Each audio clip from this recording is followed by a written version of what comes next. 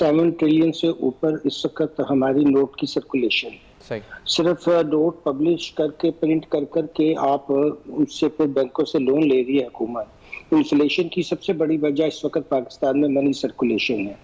जिन हुकूमतों के अंदर इस तरह की सलाहियत ही ना हो कि वो एक डेटा प्रोटेक्शन एक्ट पास कर सके, आप इतनी हुकूमतें रही हैं, ये जिनकी डिजिटल प्लेटफॉर्म की आपने जिक्र किया, इसके लिए बहुत ज़रूरी होता है कि डेटा प्रोटेक्शन एक्ट हो।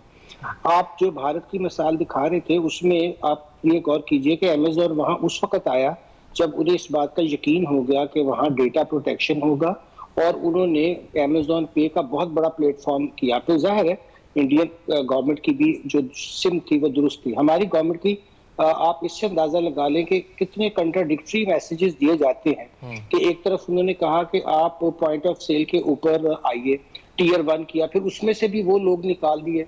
ये हुकूमतें जो अपने ताजरों के पैसों से इलेक्शन लड़ना चाहती हैं, या उनकी अपनी जो करप्शन के इश्यूज हैं, वो कभी भी कैश इकोनॉमी को डिस्करेज नहीं करेंगी। ये सिर्फ उनकी बातें होती हैं।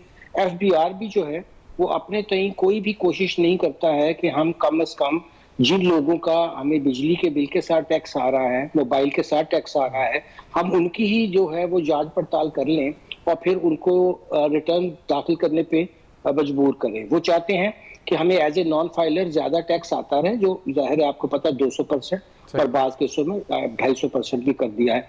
जहां इतनी लथार्जी हो, ये मैं टैक्स एडमिनिस्ट्रेशन की बात कर रहा हूँ, और जहां हुक्मरानों को कि हाँ कोई जरा सी भी दिलचस्पी ना हो कि उन्होंने मुल्क को आगे लेके जाना है, वो नोट पे नोट जो है वो प्रिंट किए चले जाए। अब पाकिस्तान में जिस वक्त महंगाई की शरह है वो पूरे रीजन में, जहां हमने देखा कि श्रीलंका को भी प्रॉब्लम हुए, हमने देखा बांग्लादेश ने भी IMF के पास गया, मगर वहां आप जरा महंगाई का देखिए और हमारा लेवल देखिए कि वो हम तो डबल डिजिट भी क्रॉस करके ट्रिपल, बल्कि अगर ये सही शुमारियात ले लिए जाए तो हम कम से कम भी 45% की इस वक्त इन्फ्लेशन पे हैं।